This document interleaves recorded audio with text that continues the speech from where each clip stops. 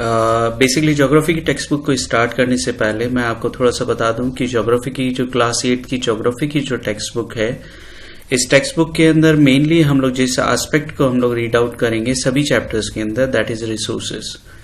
इस text book के अंदर जितने भी जो चैप्टर्स हैं वो सभी रिसोर्सेज के साथ में बिलोंग करते हैं।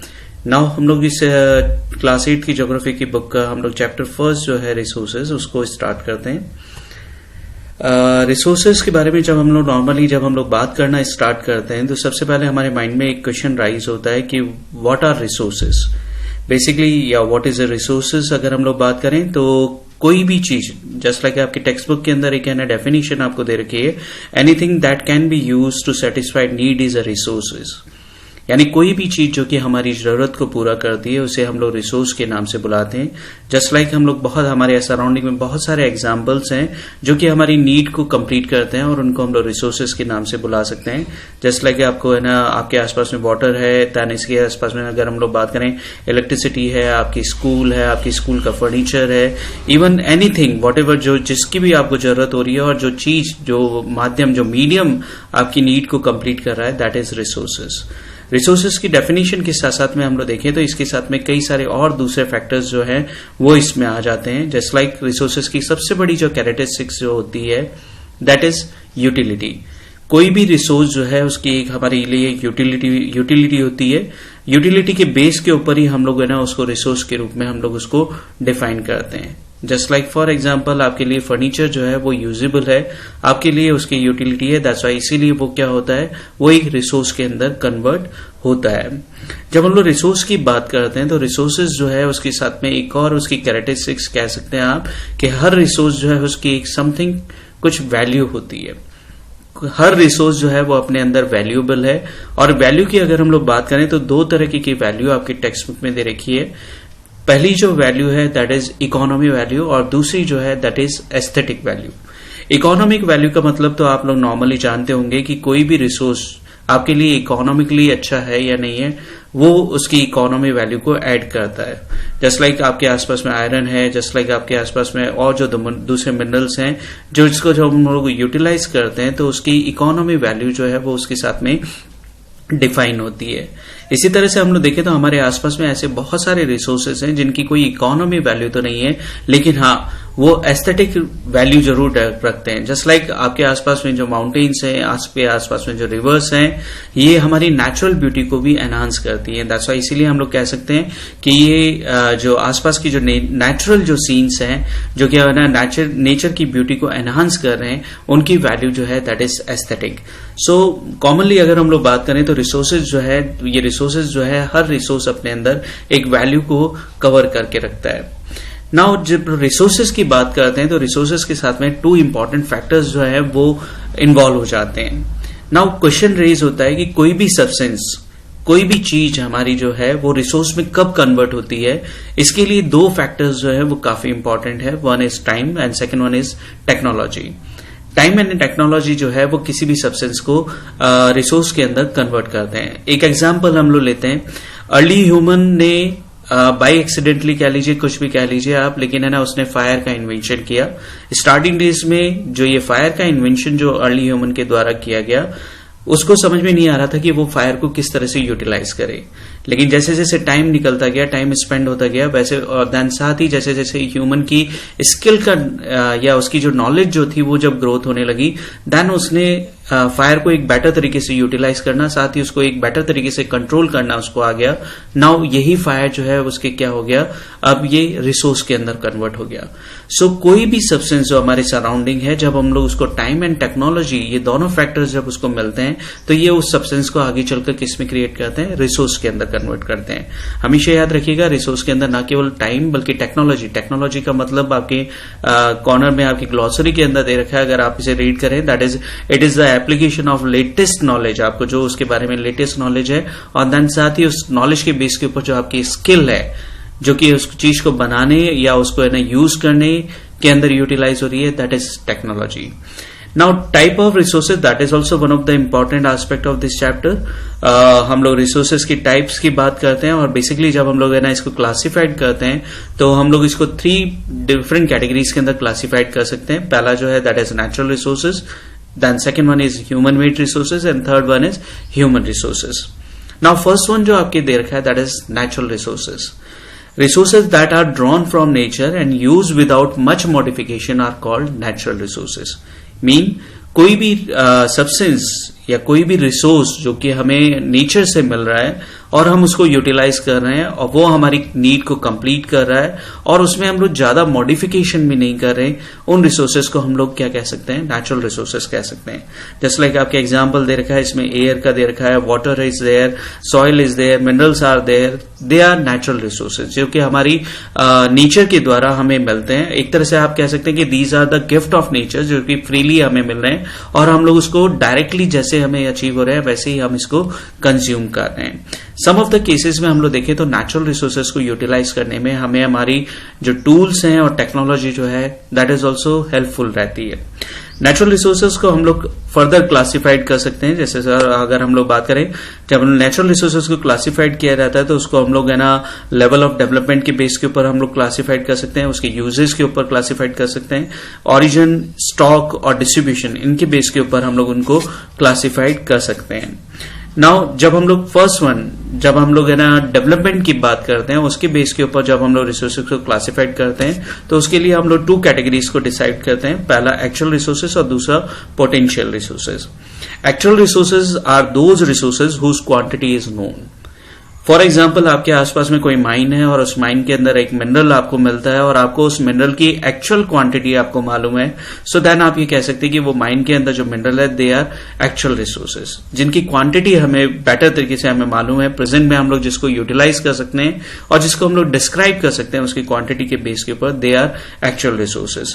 Potential resources are those whose entire quantity may be not known and these are not being used at present. For example अगर मान लीजिए ना ऐसे भी कई सारे रिसोर्सेज हमारे सामने होते हैं जो कि जिनके हमें क्वांटिटी के बारे में हमें इतना ज्यादा नहीं मालूम और प्रेजेंट टाइम में शायद हम लोग उन रिसोर्सेज को हम लोग यूटिलाइज भी नहीं कर रहे, लेकिन हाँ maybe condition is there कि हमें अगर टेक्नोलॉजी मिलती है तो हम लोग उस है ना रिसोर्सेज को फर्दर फ्यूचर के अंदर हम लोग उसको यूटिलाइज कर सकते हैं. इस तरह के जो रिसोर्सेज जो होते हैं they are known as potential resources. For example आपकी टेक्स्ट बुक में बहुत सारे एग्जाम्पल दे रखे हैं, इनमें से एक पिक कर लेते हैं हम लोग. जैसे ये लद्दाख के अंदर जो यूरेनियम मिला है हम लोग उसको कह सकते हैं कि दैट इज पोटेंशियल रिसोर्स क्योंकि लद्दाख के इस यूरेनियम रिसोर्सेज को हम लोग अभी यूटिलाइज नहीं कर रहे, लेकिन आने वाले टाइम के अंदर हम लोग इसको यूटिलाइज कर सकते हैं. So these are potential resources जिनकी क्वांटिटी हमें एक्चुअली नहीं मालूम और जिसको प्रेजेंट टाइम में हम लोग जिनको यूटिलाइज नहीं कर रहे. Now on the basis of their origin resources जो है उनको हम लोग 2 पार्ट्स में डिवाइड कर सकते हैं. One is abiotic and second one is biotic. All of you आप लोगों ने साइंस की क्लास जो जूनियर क्लासेस है उनमें आपने बेटर वर्ड पढ़ा होगा कि हमारे अर्थ पे जितने भी जो सब्सटेंस है उनको हम लोग 2 कैटेगरीज में डिवाइड करते हैं. One is living, second one is non living. So those resources which are non-living they are known as abiotic resources or those resources which are living they are known as biotic. For example abiotic के लिए आपके example जो दे रखे हैं that is soil, rocks and minerals they are abiotic. and biotic की अगर हम लोग बात करें तो that is plants and animals they are biotic resources. Now natural resources को ब्रॉडली अगर हम लोग और फर्दर कैटेगराइज करें तो हम लोग उसको 2 पार्ट्स में हम लोग डिवाइड कर सकते हैं. One is renewable resources and second one is non renewable resources. All of you whatever जो words is there renewable and non renewable they can अपने आप में वही एक्सप्लेन कर देते हैं कि इन रिसोर्सेज की क्या कैरेक्टरिस्टिक्स है. For example renewable resources these are the resources जो कि ना टाइमली रिन्यू होते रहते हैं और जिनको हम लोग बार बार हम लोग जिनको यूटिलाइज कर सकते हैं. नॉन रिन्यूएबल रिसोर्सेज एक तरह से कहा जाए कि these are the resources which are in limited quantity के अंदर हमें अवेलेबल होते हैं और एक कंडीशन के अंदर इनको यूटिलाइज करने के बाद में ये रिसोर्सेज जो हैं ये पूरी तरह से एग्जॉस्ट हो जाते हैं. रिन्यूएबल रिसोर्सेज की अगर हम लोग बात करें तो ये कई सारे हमारे आसपास में एग्जांपल्स इनके मिलते हैं जैसे like solar and wind energy. ये दोनों बेटर एग्जांपल है जिसके अंदर हम लोग कह सकते हैं कि these are the renewable resources. इसके अलावा some of the other resources जो है they are also renewable just like water, soil and forest. But nowadays इन रिसोर्सेज को हमने बहुत ज्यादा एक्सप्लॉइट किया है. दैट्स व्हाई इसीलिए समटाइम्स अगर हम लोग देखें तो हमारे अर्थ के कुछ ऐसे पैचेस हैं जहां पर ये रिसोर्सेज जो हैं ये अब रिन्यूएबल वाली कंडीशन के अंदर नहीं है. नाउ नॉन रिन्यूएबल रिसोर्सेज की अगर हम लोग बात करें तो मैंने आपको पहले ही बताया कि these are the limited resources, और देन साथ ही जिनको एक बार यूटिलाइज करने के बाद में ये रिसोर्सेज जो है ये पूरी तरह से एक्सप्लॉइट हो जाते हैं, पूरी तरह से ये फिनिश हो जाते हैं। हाँ, एक और कंडीशन हम लोग इनको कह सकते हैं कि इनको अगर टाइम दिया जाए तो मे बी हो सकता है कि ये वापस से जनरेट हो, लेकिन इसमें बहुत सारा टाइम जो है वो इसमें स्पेंड होगा। अगर हम लोग नॉन रिन्यूएबल रिसोर्सेज के एग्जांपल अगर हम लोग बात करें तो इसमें हमारे कोल है, पेट्रोलियम है, नेचुरल गैस है, ये सम ऑफ द एग्जांपल है जो कि नॉन रिन्यूएबल को डिस्क्राइब करते हैं। On the basis of the distribution resources can be ubiquitous और लोकलाइज। जब हम लोग डिस्ट्रीब्यूशन की बात करते हैं कि हमारे अर्थ के ऊपर रिसोर्सेज जो है वो कहां कहां पर कैसे डिस्ट्रीब्यूटेड है, उसके बेस के ऊपर हम लोग देखें तो हम लोग रिसोर्सेज को 2 पार्ट्स में डिवाइड करते हैं। पहला यूबिक्विटस और दूसरा लोकलाइज। यूबिक्विटस एक तरह से कहा जाए दोज आर द रिसोर्सेज जो कि हमारे अर्थ पे हमें इक्वली डिस्ट्रीब्यूटेड मिलते हैं, सभी जगह हमें मिलते हैं। They are ubiquitous resources. Just like air is there, just like आपके वाटर एटमॉस्फेयर के अंदर हम लोग बात करें, सोलर एनर्जी की हम लोग बात करें, विंड एनर्जी की हम लोग बात करें, जो हमारे अर्थ पे लगभग हर जगह अवेलेबल होती है, तो they are ubiquitous resources. Now localize resources की बात करें तो these are the resources which are limit to a particular area. एक पर्टिकुलर जोन के अंदर ही हम लोगों को जो रिसोर्सेज अवेलेबल होते हैं they are known as localize resources. Just like for example आपके मिनरल्स आर देयर जो कि एक पर्टिकुलर पार्ट में छोटा नागपुर और डेक्कन प्लेट्यू और even some of the Himalayan region के अंदर जो रिसोर्सेज जो मिलते हैं they are limit to their particular zone, so they are known as localize resources. Now resources जो है इनके बेस के ऊपर हम लोग बात करें तो the distribution of natural resources जो है that is depend on number of physical factor like terrain, climate and altitude.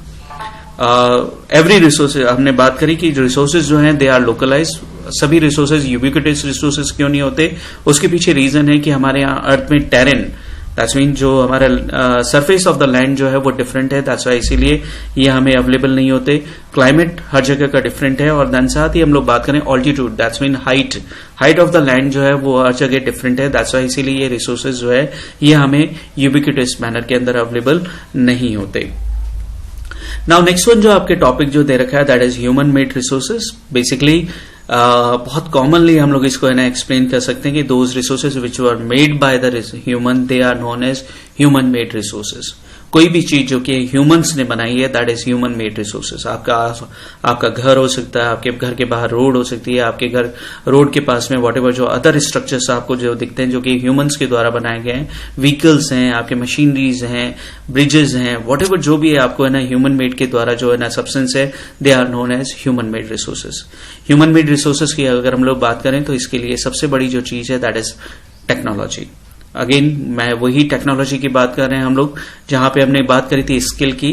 एक ह्यूमन के अंदर स्किल होते हैं, दैट्स वाई इसीलिए वो अपने लिए सब्सटेंस जो है उनको क्रिएट करता है, और यही सब्सटेंस जो है ये ह्यूमन मेड रिसोर्सेज के रूप में हमारे सामने आते हैं। नाउ नेक्स्ट वन जो है that is human resources. All of you, for a country, for a state, for a city, for a village, human is also a resource. Even in family also हम लोग बात कर सकते हैं कि family के अंदर जितने भी जो मेंबर हैं they are resource for their family growth. So that's why एक है ना कंट्री के लिए डेवलपमेंट के लिए जरूरी है कि ह्यूमन जो है उनको एज ए रिसोर्स के रूप में कन्वर्ट किया जाए। Now why conversion? Every human is not a resource. हम लोग बात कर सकते हैं कि हमारे लिए केवल वो ही ह्यूमन रिसोर्स के अंदर कन्वर्ट होते हैं जिनके पास में 2 फैक्टर्स आते हैं, one is education and second one is skill. यानी कोई पर्सन जिसके पास में स्किल है, जो कंट्री के डेवलपमेंट में अपने आप को कंट्रीब्यूट कर सकता है, हम उस पर्सन को हम लोग ह्यूमन रिसोर्स के रूप में हम लोग उसको एक्सप्लेन कर सकते हैं। वन मोर फैक्टर जो कि एक ह्यूमन को रिसोर्स के रूप में कन्वर्ट करता है that is health. Healthy peoples are the resources for a country. That's why इसीलिए health, education and skill these are the 3 components जो कि एक पर्टिकुलर पर्सन को ह्यूमन रिसोर्स के रूप में उसको कन्वर्ट करता है। नाउ एट द लास्ट अगर हम लोग इस चैप्टर की बात करें, यहाँ पे जो रिसोर्सेज हैं उन रिसोर्सेज को एक्सप्लेन करने के बाद में हमारे सामने जो सबसे बड़ा जो चैलेंज आ रहा है वो है resources conservation. All of you, for example हम लोग बात करते हैं नॉन रिन्यूएबल रिसोर्सेज के बारे में मैं आपको एक्सप्लेन कर चुका हूं। नॉन रिन्यूएबल रिसोर्सेज की अगर हम लोग देखें तो नॉन रिन्यूएबल रिसोर्सेज के क्योंकि ये एक टाइम पीरियड के बाद में ये एग्जॉस्ट हो जाते हैं, दैट्स वाई इसीलिए हमें इनको कंजर्व करने की आज की डेट में हम लोग है ना इनको काफी ज्यादा डिमांड रखते हैं, क्योंकि कंजर्वेशन करेंगे तभी हम लोग इन रिसोर्सेज को कंटिन्यूस मैनर के अंदर हम लोग इनको यूटिलाइज कर सकते हैं। नाउ रिसोर्स कंजर्वेशन जो है इसकी अगर हम लोग है ना डेफिनेशन की बात करें तो आपके टेक्स्ट बुक के according using resources carefully and giving them time to get renewed is called resource conservation. For example एक एरिया जहां पे वाटर जो है वो पूरी तरह से एग्जॉस्ट हो चुका है, हम लोगों ने उसको बेटर तरीके से यूज नहीं किया, दैट्स व्हाई इसलिए नाउ हमें वहां पर कुछ ऐसे मैनर्स के अंदर हमें कुछ ऐसी एक्टिविटीज करनी होगी या कुछ टाइम हमें उस जगह को देना होगा जहां जिसकी वजह से वहां पे वाटर रिसोर्सेज जो है वो वापस से ग्रो हो सके। नाउ जो रिसोर्स कंजर्वेशन जो है उसके लिए सबसे मेन जो है ना कंपोनेंट जो है दैट इज प्लानिंग। अब है ना एक प्लान मैनर के अंदर रिसोर्सेज जो है उनको हम लोग है ना कंजर्व करने की बात करते हैं। नाउ रिसोर्स कंजर्वेशन के साथ में हम लोग देखें तो एक है ना पर्टिकुलर टर्म जो है वो नाउ डेज यूज होती है जो कि रिसोर्स कंजर्वेशन के लिए काफी मेन कंपोनेंट माना गया है, that is sustainable development. All of you जब हम लोग इसकी डेफिनेशन की बात करते हैं तो आप याद रखिएगा सस्टेनेबल डेवलपमेंट जो है वो दो डिफरेंट इरास को लेकर चलता है, that is present and future. Now present and future का मतलब एक रिसोर्स जिसको हम लोग प्रेजेंट टाइम में यूज कर रहे हैं बट हमारी फ्यूचर जनरेशन जो है वो उसको भी वो रिसोर्स इजीली अवेलेबल होता रहे, that is sustainable development. Just like for example forest हम यूज कर रहे हैं, फॉरेस्ट प्रोडक्ट को हम लोग प्रेजेंट में यूज कर रहे हैं और वही फॉरेस्ट प्रोडक्ट जो है वो हमारी आने वाली जनरेशन को भी अवेलेबल होता रहे, तो दैन हम लोग कह सकते हैं कि हमने हमारे रिसोर्सेज को सस्टेनेबल डेवलपमेंट के अंडर में हमने उनको डेवलप किया है। नाउ जब हम लोग सस्टेनेबल डेवलपमेंट की बात करते हैं, इवन हम लोग जब रिसोर्स कंजर्वेशन की बात करते हैं, so all of you resource conservation जो है that is depend on each and every person.